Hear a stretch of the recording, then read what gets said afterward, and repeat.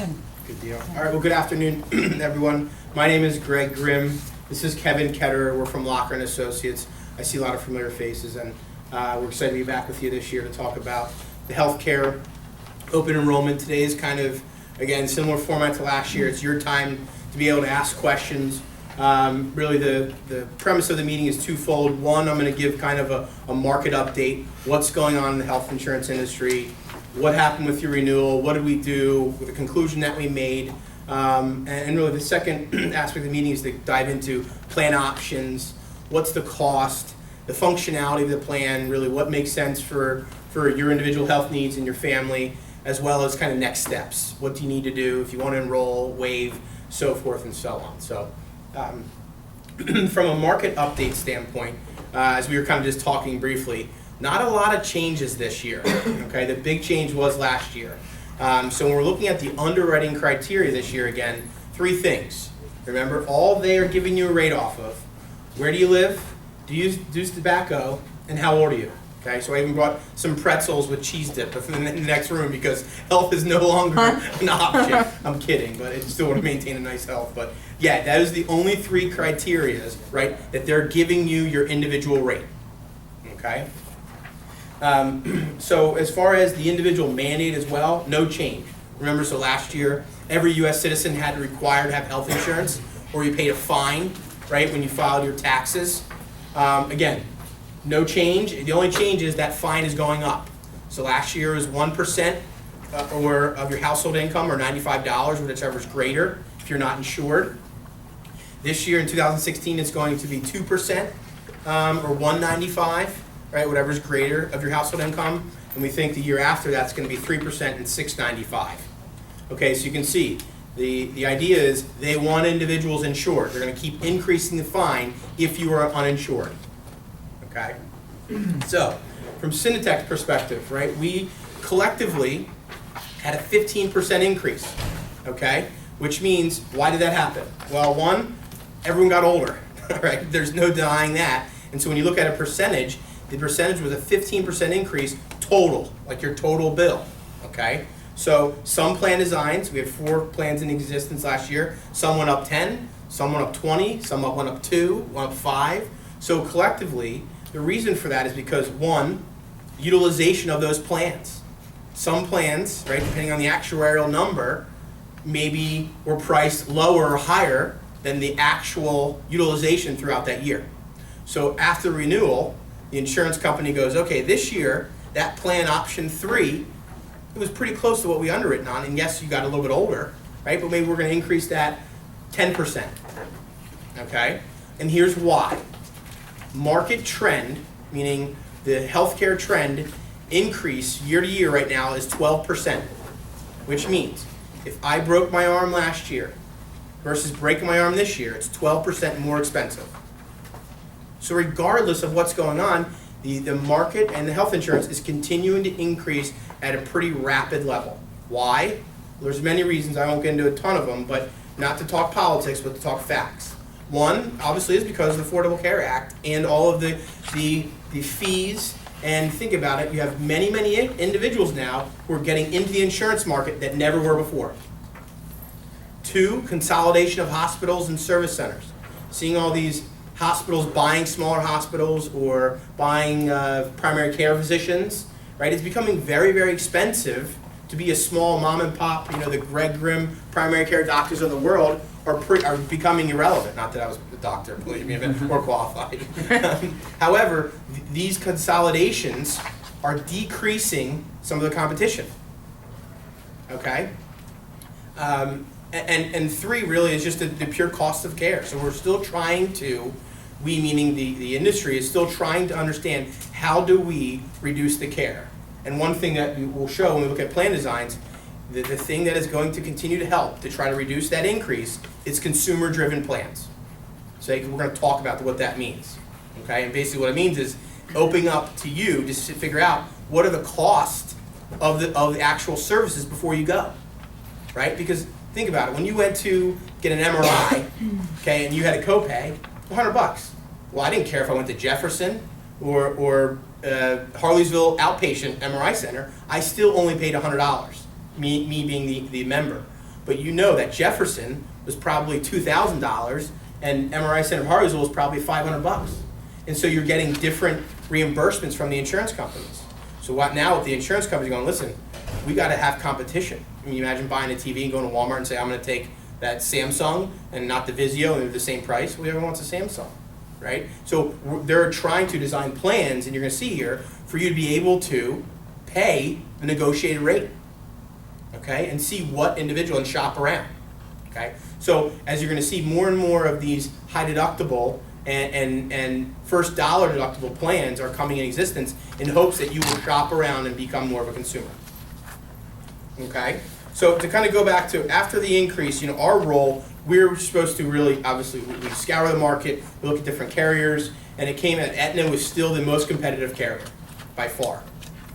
Okay, so what we wanted to do is look collectively at our plan options. There's over 30 plan options throughout to choose from, and because of our size, we're allowed to pick 5. So what we wanted to do is when we pick the 5 plans, we want to continue to give you choice, options, but also understand, again, as we look at these plans, to consider, how do I finance my health care? Okay, do I pay more every month to pay less when I go? Okay? Or do I pay less every month to pay more when I go? Remember this conversation we had last year. I have great insurance. Well, great or the best insurance is all relative. Because to me, if I'm paying a ton of money every month just to have it, and I only go once a year for a well health checkup, that doesn't make sense because the insurance company doesn't give you your money back if you don't use that throughout the year. Because you're paying a monthly or biweekly access of insurance. And then obviously you pay when you go. So as Kevin kind of talks about and goes into the plan designs here, you have to think about what makes sense for your financial needs, okay? So really, Kevin's going to dive into really the first document, which is called Benefits at a Glance. So on the left-hand side of your packet, you're going to have the Benefits at a Glance. If you can open it and flip to the medical plan features page, which will have the 5 options that we're going to be providing this year. And we're going to step through these options. Certainly if there's any questions that are okay in a group capacity, feel free to ask them. But we will be around afterwards if you have individual questions that really just do not make sense to ask now, so we can help you walk through them. Let's go through, again, the sheet. We'll start with option 1. So option 1, right off the bat, so if we look at referrals, so the Gold Quality Point of Service plan does require referrals, and that's really for 5 items. So if anybody wants to write them down, I'm going to rattle them off. So it's occupational therapy, physical therapy, spinal manipulation, podiatry, and x-rays. Okay, so you do need a referral if you choose option 1 for those 5 items only. Okay? Now going down, this is the one plan out of the 5 where there is no deductible. Okay, so this is really strictly a copay plan. So if we go down to primary care copay, so if you're a family physician, if you go, everybody's gonna, on all these plans, you get a well check for free. Okay, so regardless if you choose option 5, which is the least expensive, or option 1, the most expensive, you get that once a year well check free when you go to your primary care. If it's something other than that, if you're just not feeling well, you're just thinking, hey, I'm just gonna go check in with my doc, that would be $45 on option 1, okay? A specialist, again, if you need a referral for those 5 items, but if you go see one, it's gonna be $65. Routine radiology and diagnostic, $65. All your scans, MRIs, CAT scans, PET scans, that's gonna be $300. If you go to the emergency room, the copay is $300, but in the parentheses it does say waived if admitted. So, if you get accepted, you don't have to pay that copay. Okay, you would then go into, really it'd be the inpatient hospital. Okay, and that would be $750 per day, but that's a 5-day maximum. Okay, outpatient surgery is going to be $750. Now, an example that we use for that, individuals who become of age for a colonoscopy, something that's going to come up is if you go for a preventive visit, they find something, they have to remove it. it'll go from preventive and it'll kick to outpatient surgery. Now you're under when they do the procedure, you're obviously not gonna be able to get up and say, hey, no, I don't wanna pay the $750 on this plan. I mean, it's automatically gonna shoot over to the outpatient surgery, so we just like to give that an example. But So for that, just add on that, when, certain things are age banded, meaning if you are over a certain age, there's a wellness or a free visit every year, or every 2 years, every 5 years, right? And so with a colonoscopy, when you go in for a well health colonoscopy, there's a diagnosis code, right? They give you basically, it says preventative care. Once they find something, like as Kevin was saying, when you're under, that code goes from preventative to diagnostic, right? And that's when there's a charge associated.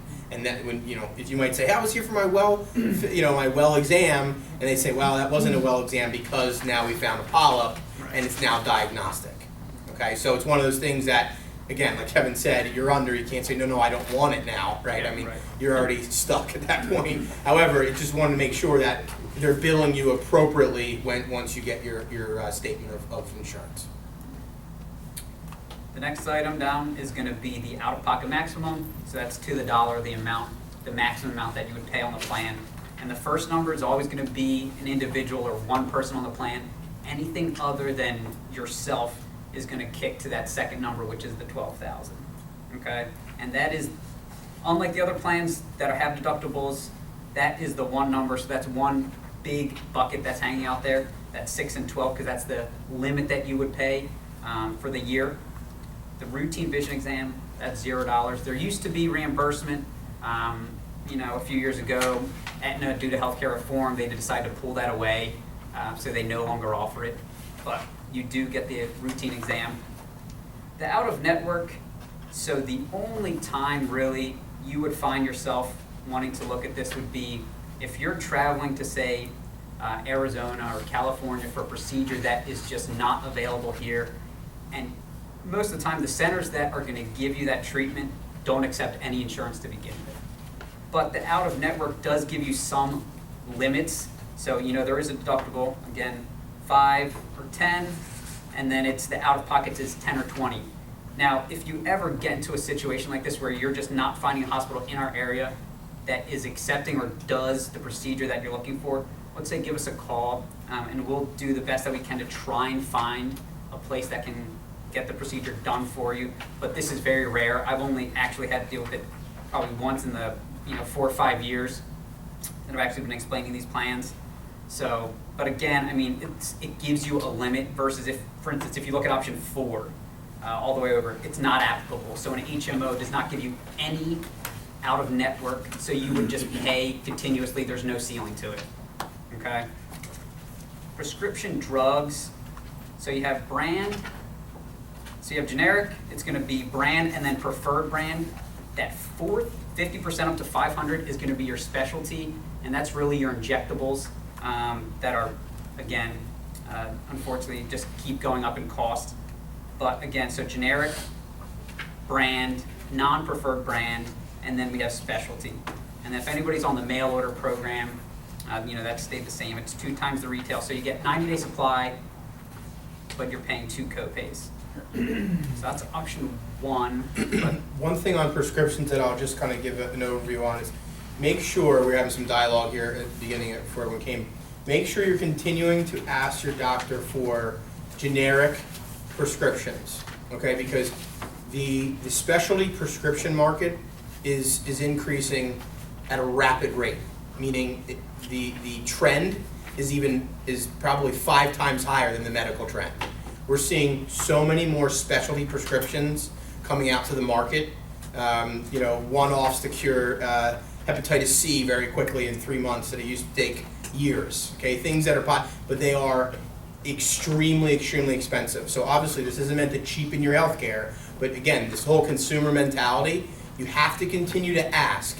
Say, hey, is there a generic drug that you're prescribing X, Y, and Z? Is there something that's a generic or not a specialty brand? Think of there's 3 or 4 different tiers, and those are going to cost very differently depending on what those prescriptions falling into. If you have a question, again, this is a great time to be able to utilize Kevin and our team here at our firm is zip in a quick email or give them a buzz and say, hey, I got this prescription I'm being asked to take.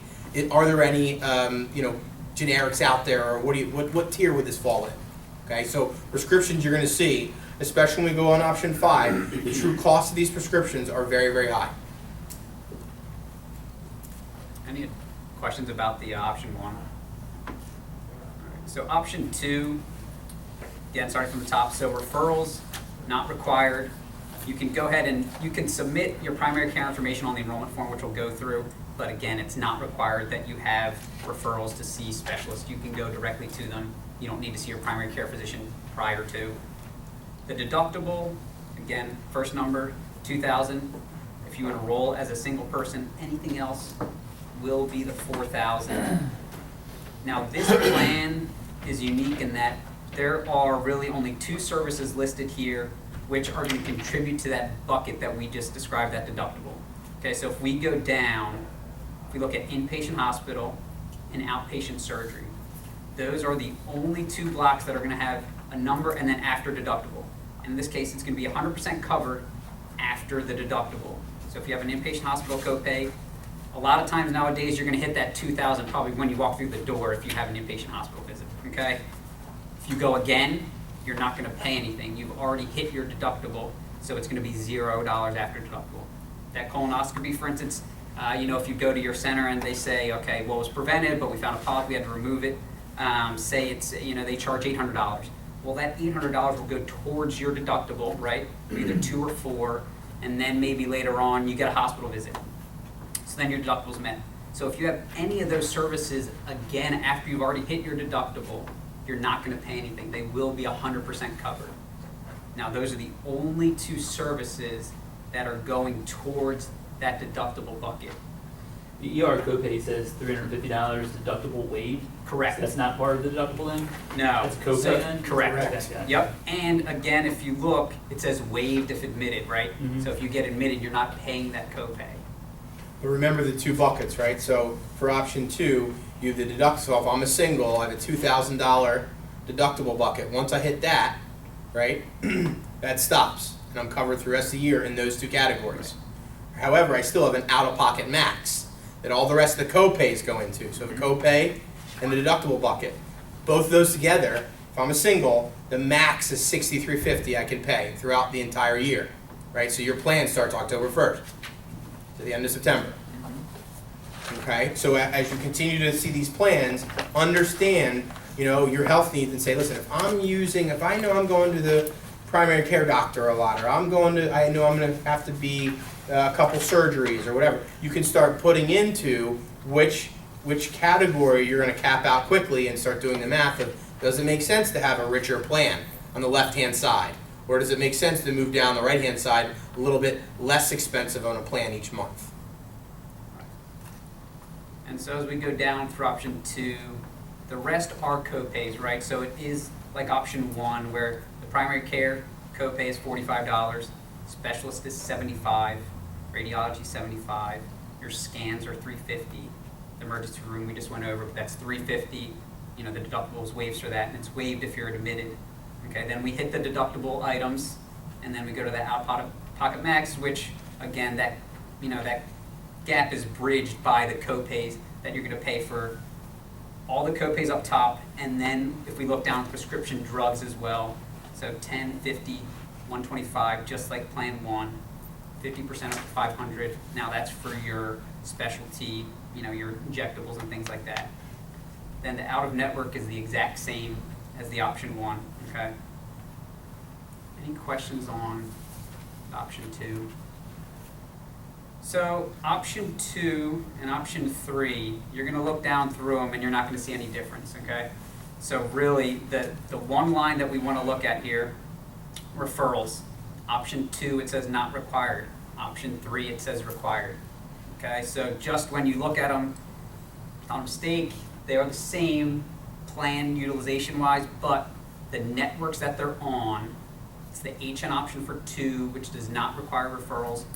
QPOS, it's the 5 referrals, okay, that I discussed earlier, that you would need a referral for.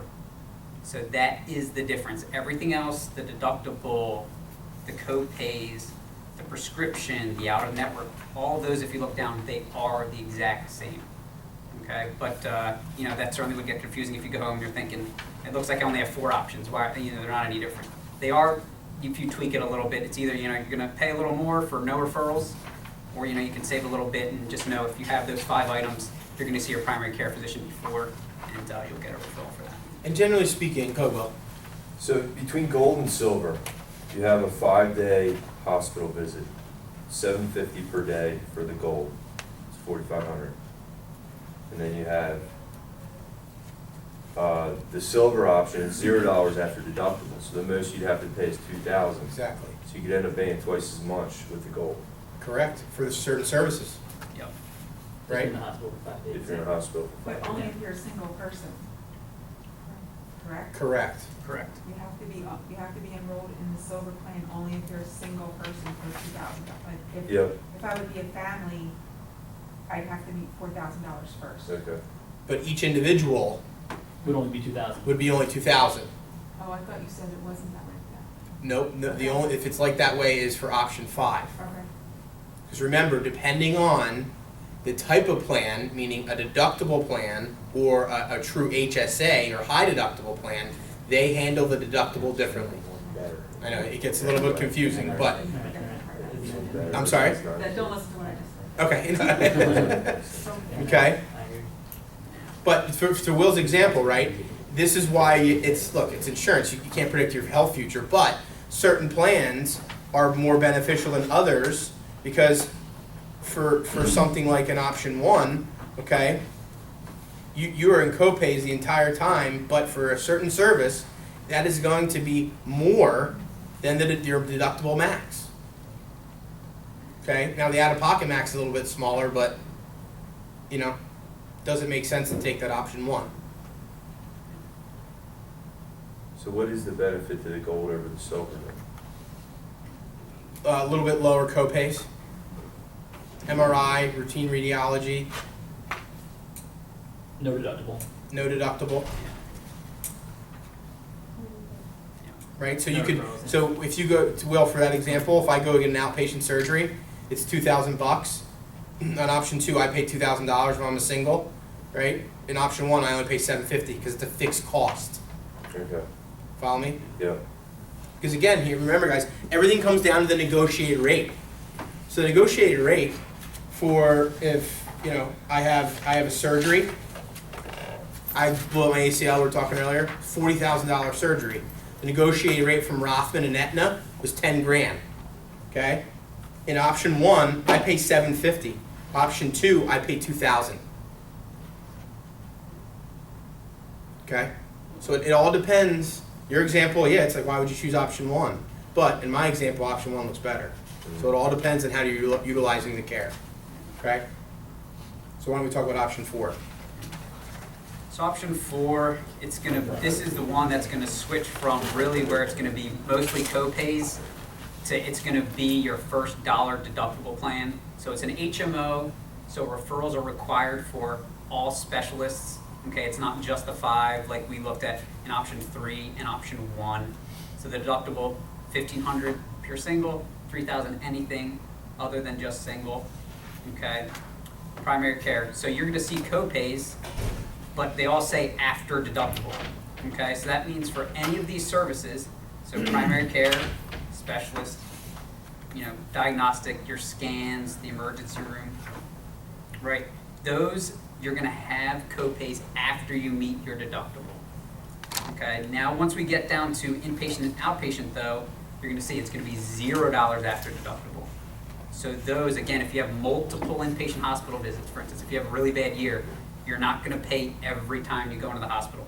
If you have multiple outpatient surgeries, you're not gonna pay each time you go, because those 2 specifically are $0 after deductible. Now the other items, if you see your primary care 3 times after you go, you know, hit your deductible, you're gonna pay your copay 3 times on that, okay?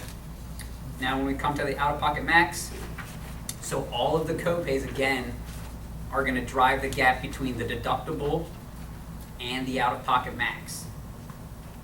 Then when we come down to retail copays, again, it's the same. So you have 10, 50, 125. Your specialty, again, are 50% up to $500. Okay. And the out-of-network, as we discussed, there's no out-of-network. So again, if you have a surgery or something coming up where you're just not finding a carrier nearby that accepts your insurance, give us a call and we'll always try and work with a carrier to try and get it so it's covered in network, so you have some ceiling, some limit to how much you're going to pay, versus currently if you just decide to go do that, there's no limit to what that service would actually cost. There's no out-of-network coverage. And listen, in our area, Aetna and Independence Blue Cross are the biggest two insurance carriers that majority of any hospital system, surgeon, really any specialist and service provider are taking. Okay, I know there are examples of some primary care docs in certain areas that are real niche that might say, I'm not going to take Aetna or I'm not going to take IBC. I'm just going to go without it. Those are very, very rare and few and far between. Any questions on option 4?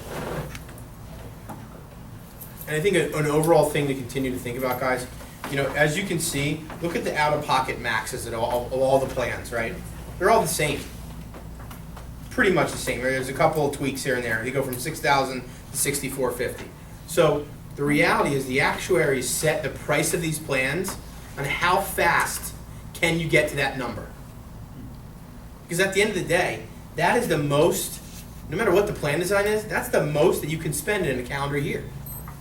Okay? So that's all the different designs and options that we go through is how fast are you going to get to that plan? And that's where they give you price breaks on. So option 5, we're going to look at, so this is going to be completely different than any of the 4 that we actually went over before. So it's a high deductible health plan, which means it is coupled with a health savings account. Okay, and we can go through that. So the deductible is $4,500 individual, $9,000 for a family. Now, this is unlike the other plans in that one person can take you the whole way for a family. Okay, so you can have one person drive that $9,000. It is not capped individually at the individual amount you see as number 1, as $4,500. Okay, so one person could take you $9,000 worth, and you will have hit your deductible. Okay, and then everything else, 100% after deductible. Right, so after you hit your deductible, everything's covered. Now, what's going to take you from the deductible to the out-of-pocket max? So if we come down to the prescription drugs, you see the copays after deductible, 10, 50, 125, and then 50% up to 500. So that is the only item that's going to drive from your deductible to the out-of-pocket max. Does everybody get that? Right, and you understand about the true cost of this plan as well. So everything, right? You only have 2 buckets. Well, you technically have 3, but we'll say everything applies to the deductible. Meaning, you pay the negotiated rate for everything. So let's give you an example. I got a sore throat. I just go to my primary care doc. Okay. You see on option 1, you pay $45. It's a fixed rate. Okay. Same with option 2, 3. Okay, but 4 and 5, you pay the negotiated rate. So instead of paying a fixed dollar, $45, you pay whatever that negotiated rate that the primary care physician negotiated with Aetna. Okay, the true cost might be $200, and then Aetna goes, whoa, Greg's an Aetna member, he has to pay $70. That's the negotiated rate. All these, when you see deductible services, that's always the rate in which you pay. You pay the negotiated rate. So I don't want people to think, I know how expensive everything, I got to pay that rate. Well, no, you pay the negotiated rate. Remember my example of $40,000 was a surgery? The negotiated rate was, I think, 10 or maybe $8,500. Okay, so in option, that was in option 5, right? And I'm married and I have a 2-year-old. Okay, I would have had to pay $8,000 or whatever that negotiated rate was for that surgery. Okay, now that's a big number. You're saying, how the heck am I going to handle that? Well, there's a couple different ways to handle some of these high payments that might happen first. 1, payment plans. We will help you get on a payment plan with the service provider. It is becoming increasingly more popular and necessary because these high deductible plans, we have 110 clients. Probably 80 of them are offering a high deductible plan as a choice. Probably even more, 90 probably now. Because the cost of care is becoming so expensive. So for option 5, if you do have that day 3 of the picking option 5 and going, oh my gosh, I have a $3,000 bill, what do I do? Please call us. We'll help you get on a payment plan. Because remember, this is, like Kevin said, this is coupled with a health savings account. You can put pre-tax money into that. It never expires, and we'll go over what the maximums are, but you can really stock away some money in there, okay? And that is yours. It's individually owned. You can roll over from year to year. So what you can do is say, you know what? I have to pay $100 a month. Why don't I put $100 or $50 every pay, right, to put in there pre-tax, and then pay the hospital $100 a month? They're willing to take your money and work out payment plans. So don't let that $4,500, $9,000 mark throw you off, because at the end of the day, if you choose option 1 and don't use it, like I said, the insurance company took all your money because they're not going to give it back. For option 5, you're taking on a little bit more risk. Now again, this isn't a fit for everyone. My point isn't to try to sell you on option 5. It's for you to do the exercise of, does it make sense for my health needs? Kevin, you mentioned that if you do the HSA, Sure. you can hit 9,000 as a family. But if you're a single, it's 4,500 and 6,450. Right, so Right. if you're just enrolled, the plan is just for you as the employee, okay? Your limit is gonna be 4,500. The thing we like to really point out though, because it's happened probably more often than not, is people thinking that, okay, well, like the other plans, if my child has a broken leg, has a surgery, maybe has to get pins put in, something like that, they're only gonna pay, I only need to pay 4,500. It's gonna take you up to 9. Right. Okay, so you just need, unlike the other plans, this is the one where one person in a family, you have to be more than one person already enrolled in a family, can take you the entire way. Or employee and spouse, or Yeah, employee and right. children. But if right? you're just employee, It's 4,500. it's Yeah, and then you Got have the out-of-pocket max, but. Gotcha. yeah, It's that first number. Exactly, one person could take you to Got the it. 9. And then again, remember the gap from the 4,500 to the 6,450 is prescriptions. Yeah. Correct. That's the only way you can get to that 6,450. General questions? Again, we're gonna be around. Yep. The negotiated rate, Yep. that's something we have to just go to our providers and find out what that is. Absolutely. Right, okay. A couple different ways. Call the doctor. Because these high deductible plans are becoming so popular. Okay, they know they know the negotiated rate. They have to tell you. Sometimes they might get in there and something else happens where they have to bill you out separately. But if you're going in for I knew the negotiated rate for my surgery. We decided it was going to be my own hamstring. We decided what with a couple of different things that were still up in the air, I guess. Then we said, okay, here's the cost. Here's your deductible. They wanted me to pay before. I told them to go pound sand. I'm not paying before I go. So then they billed me, right? Which they have to. Now some doctors will say, hey, even though you're on a deductible plan, you have to pay $50 first, and then we'll balance bill you the rest, because people were happy going, I'm on a deductible plan, bill me, not paying them. Then you have your own issues, right? But this is the market and the service provider reacting to some of these plans that are becoming very, very popular. Okay. One thing I do want to make notice is of the HRA, right? The health reimbursement that we have here. Option 1, 2, and 3, and 4.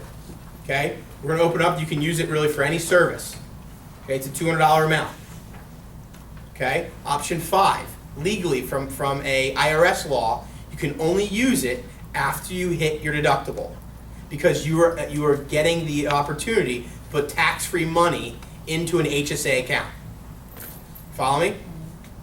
So that $200 reimbursement you can only use after you meet your deductible. Option 1, 2, 3, and 4, you can use it anytime. But because the option 5 is a high deductible plan, that it gives you the access to this HSA, the savings account, because no other plan does that, you only use it after the deductible's met. I know, to continue to increase the complexity of how to use your money, but there's so many new rules and regulations that are popping up because of the tax ramifications with certain plan designs. And that's, the HRA is no longer, if you don't use it, you can keep it now? HSA. HSA. That's But isn't there, flexible spending. That's Oh, I'm flexible sorry. spending. HRA is something that's a reimbursement that SynaTek does if you have a bill, got it. right? The first $200. Co-pays, bills. Co-pays, deductible, Vision. what vision, Yep. dental, Mhm. right? Those are the things that they're willing to continue to do for you, okay? Now, again, option 5, you can only utilize that after your deductible is met because of the taxes that are associated with the high deductible in the HSA account. At the individual or family deductible? So good question. If you are a family, it has to be the family deductible. Yep.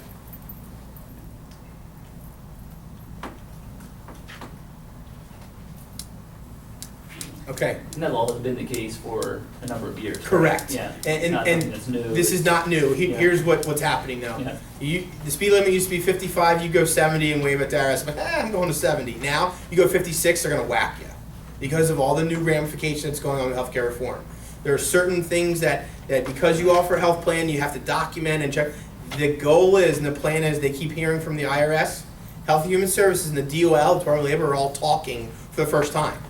Because if you're over 50 employees, come January 1, you're required to offer health insurance to your employees. It has to be affordable.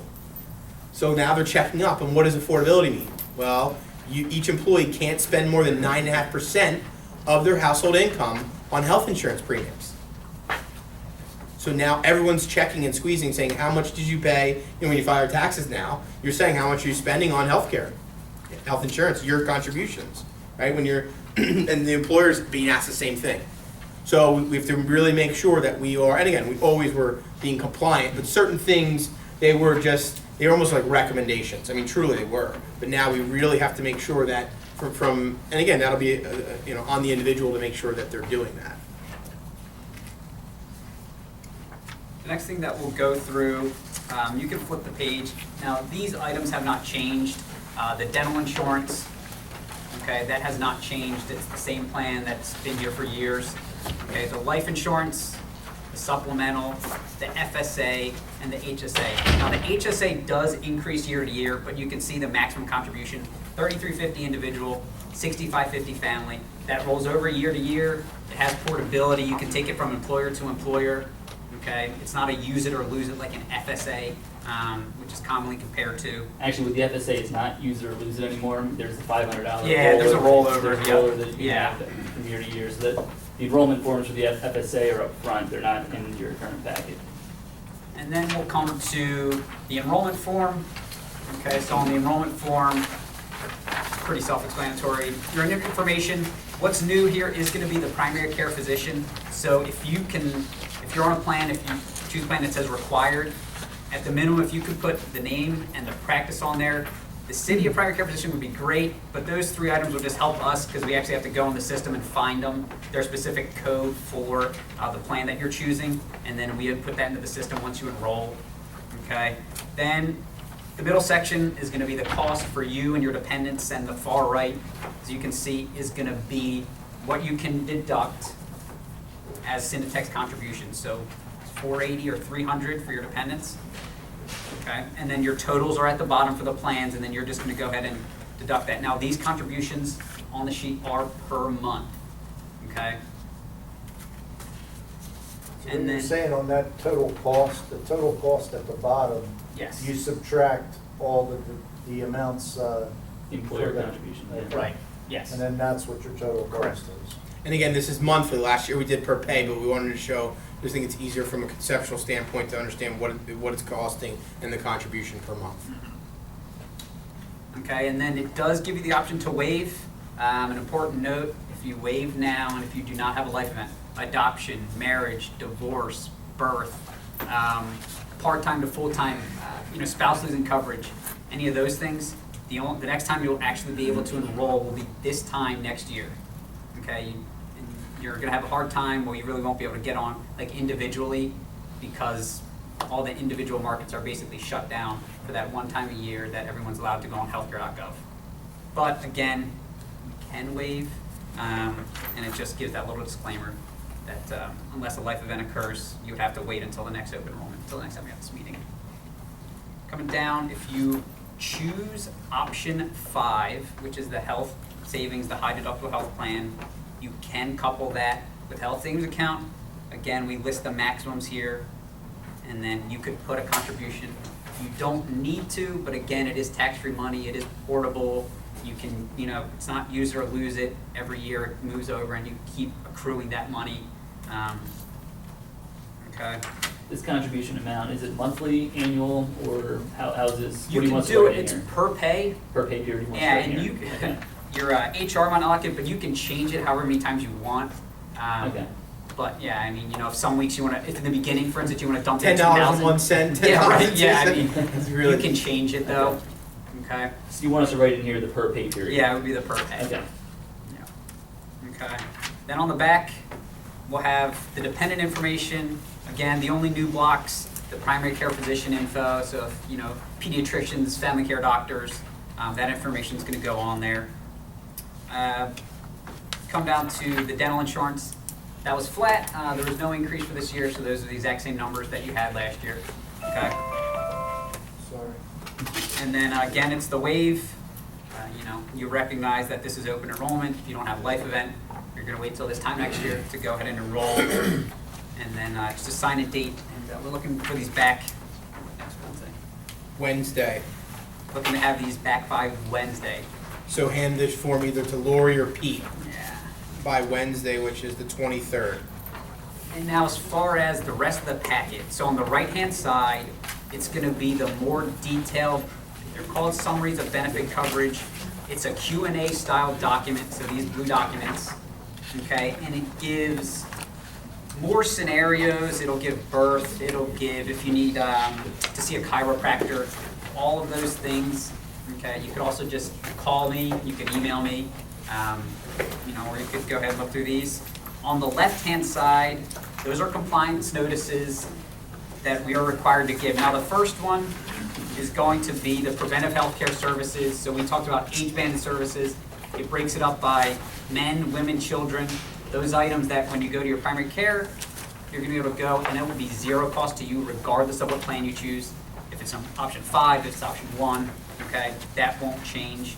Remember, when you're going to your doctor, okay, let them know that you're there for one of these services. Because again, we talked about coding, right? They're going to go in and say, I'm here for a physical. And they're going to probably code it physical, right? Which is going to cost you money. Unless you say, I'm here for my well health exam or well health physical, okay? Because then they're going to code it differently and there's no cost to you on that. So make sure you're pushing to challenge these physicians how to code things properly. That's all trigger billing. And if you have any issues, that's when call Kevin and email him to make sure we can help you with some of the billing stuff. So behind that is going to be the CHIP notice. So that is for your children. That's for premium assistance. The notice of special enrollment rights is the next. So those are times that you can actually go ahead and get on the plan other than open enrollment. And at the bottom, you can go ahead and contact Laura. I mean, you can just go ahead and call and email me and say, hey, having a birth, I would like to make a plan change. So again, any of those life events that I described, you are able to change more than just your tier. For instance, go from employee to family. You can actually change the plan that you're on at that time, okay? So that's that notice. And the last one is going to be the women's health and cancer rights, okay? But One thing again, under the HSA we didn't mention, the maximum minimum contribution limits are $3,350 and $6,650. Yep. SynaTek will contribute $1,000 to the HSA plan. I'm not sure if we talked about it, but we did last year, and we will again this year for anyone electing that plan. That's awesome. So it's $1,000 if you chose that plan. I think it's $500 twice a year. Lori, $500 twice a year? Yes. And guys, I can't stress it enough. I know those numbers look pretty big on the HSA plan, the 4,500 and 9,000. But again, especially with your employer giving you backing on that, if you get a couple years under your belt of relatively clean health, I mean, it's amazing how much you can save and then be able to utilize that at the appropriate time. Because again, if you're not utilizing the care on option 1, 2, and 3, and 4 is a little bit less expensive, but 1 and 2 are pretty premium-wise, you're going to continue to see those types of plans increase at a more rapid level because think about it, you as the consumer are not able to shop around because you're fixed cost. So again, the example, if I go to Jefferson for MRI versus MRI Center of Harleysville, okay, and option 5, I'm gonna pay a lot less, meaning the insurance company's also gonna pay a lot less to that service provider. Versus going to Jefferson where I'm gonna pay a lot more and so is the insurance company. So that's why they're continuing to see those types of plans, those copay plans are increasing in the premium because you don't see the consumer shopping around because there's no benefit. There's only a fixed cost. So listen, each year we're gonna continue to find ways to be able to, reduce the increase and be creative on ways to give you options and choice for the care. But I know it continues to be very, very expensive. But you'll see, I mean, the true cost of these plans are expensive. And we're gonna continue to find ways to navigate around it. I said this before about the HSA. Pete and I are both on an HSA. Now, he's at the extreme other end of the spectrum in age, and I'm at the upper end of the spectrum, but I don't smoke. not much. The point is, I mean, I've been an advocate for HSA because I see the benefit of it. I mean, it puts the decision-making in your hands. Mhm.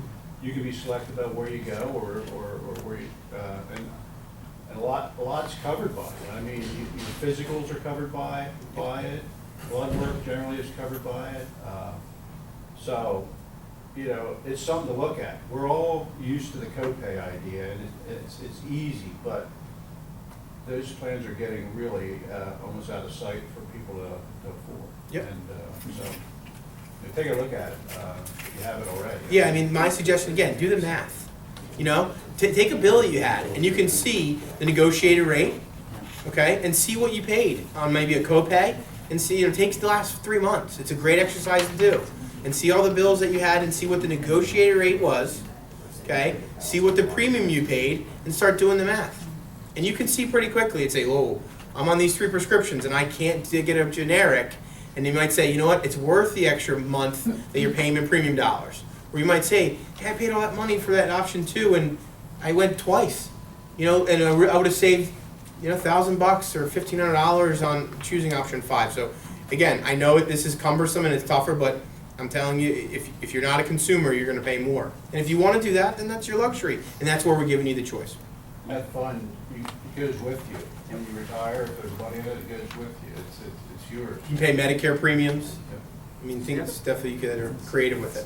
I think the misconception for the HSA is that your copays are gonna be, or your payment's gonna be a lot higher. And I have an HSA and I went to a CVS Minute Clinic because I'm lazy, and it was still only $60. Exactly. So it's not a lot higher than like your copay. Right. So I think it's The important to copay is look at probably that. 45. Exactly, Right. yeah. Home Depot, yeah. And you can get your medicine right there too. Right. All right, guys, so we're going to be hanging around for individual questions that do not make sense in a group capacity. Other than that, that's all. I got pretzels in the break room. Decide, help yourself. Not cigarettes. And not cigarettes. No tobacco. No tobacco. Plans to go up, they come from